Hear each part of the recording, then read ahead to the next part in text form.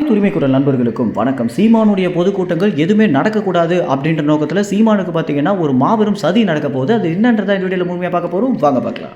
நாம் தமிழ் கட்சியுடைய பொதுக்கூட்டங்கள் எந்த அளவுக்கு வீரியமாக இருக்கும் அப்படின்றத நம்ம அனைவருமே நேரடியாகவே பார்த்துருக்கோம். சீமானுடைய பொதுக்கூட்டங்கள் அப்படின்னு சொன்னாலே அந்த பகுதியில் இல்லாமல் அதை சுற்றி இருக்கக்கூடிய பகுதியிலிருந்து கூட மக்கள் வந்து அந்த போராட்டத்திற்கு சிறப்பு ஆதரவு கொடுக்கறதோ, சீமான் இறுதியாக பேசுகிற வரைக்கும் பொறுத்திருந்து பார்க்கறதோ அப்படின்னு இது ஒரு பொதுக்கூட்டம் மாதிரியே இல்லாமல் ஒரு திருவிழா மாதிரி தான் காணப்பட்டு இருக்கோம். இது குறித்து சீமானை கூட என்ன சொல்லியிருக்காரு அப்படின்னா, பொருளாதாரத்திலையும் சரி பதவியிலையும் சரி ரொம்பவே பின்தங்கி இருக்கக்கூடிய கட்சியே நம்ம தான் அப்படின்னும், ஆனால் அவங்களால மக்களை ஈர்க்க முடியாமல் போனதற்கு ஒரே ஒரு காரணம் தான், அவங்களிடம் நம்ம கொடுக்குற அளவுக்கு அன்பு கிடையாது அப்படின்னும், இவங்க வெறும் மக்கள் கிடையாது, நம்ம எல்லோருமே தமிழர்களாக ஒரு குடும்பம் அப்படின்ற விஷயத்தில் ரொம்பவே உறுதியாக பார்த்தீங்கன்னா சீமானவர்கள் மக்களை இணைக்கணும் அப்படின்ற முயற்சியில் ஈடுபட்டு வந்துட்டு இருக்காரு. உண்மையிலேயே அந்த ஒரு முயற்சி அப்படின்றது 100% சீமானுக்கு வலிமையை சேர்க்குது அப்படின்றதுல எந்தவித மாற்று கருத்துமே இல்லை. மேலும் தற்போது சீமானுடைய பொதுக்கூட்டத்திற்கு பார்த்தீங்கன்னா ஒரு பெரிய சதி வேலையை கொடுக்கணும் அப்படின்ற நோக்கத்தில் தமிழ்நாட்டில் இருக்கக்கூடிய பிற கட்சிகள், அதாவது நாம் தமிழ் கட்சிக்கு இல்லாம எல்லா கட்சிகளுமே சேர்ந்து சீமானுடைய பொதுக்கூட்டங்கள் நடக்கிற எல்லா பகுதிகளிலுமே அவங்களுடைய ஆட்களை விட்டு அந்த பொதுக்கூட்டத்தை எப்படியாவது தடுத்து நிறுத்தணும் அப்படின்ற முயற்சியிலே செயல்பட போறாங்க.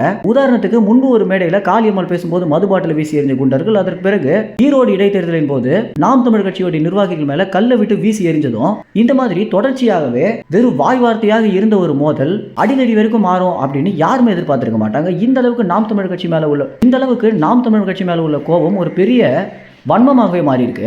எப்போது அடிதடி வரைக்கும் போயிடுச்சோ, இனிமேல் நாம் தமிழ் கட்சியில் இருக்கக்கூடிய ஒரு தம்பி தங்கைகள் மேல கூட கை வச்சாங்க அப்படின்னா நான் நிச்சயமாக சும்மா இருக்க மாட்டேன் அப்படின்னு சீமான் எச்சரிக்கை கொடுத்திருந்தாரு. அதற்கு பிறகு ரொம்பவே அமைதியாக ஒரு சூழல் போயிட்டு இருக்கும்போது, மேலும் இந்த தேர்தல் பணியில நாம் தமிழ் கட்சி எங்க வீரியமா செயல்பட்டுருவாங்களோ அப்படின்றதுனால அதை தடுத்து நிறுத்தணும் அப்படின்ற முயற்சியில எல்லா கட்சிகளுமே சேர்ந்து ஒரு பெரிய சதியை பண்ண போறாங்க அப்படின்னு தான் நமக்கு தகவல் கிடைச்சிருக்கு. மேலும் இந்த தகவல் குறித்து என்ன நினைக்கிறீங்க அப்படின்னு, இதை சீமான் அவர்கள் எப்படி மேற்கொள்ள போறாரு அப்படின்னு நினைக்கிறீங்களோ அது உங்க கமெண்ட்ஸ் தெரிவிங்க. நன்றி, வணக்கம்.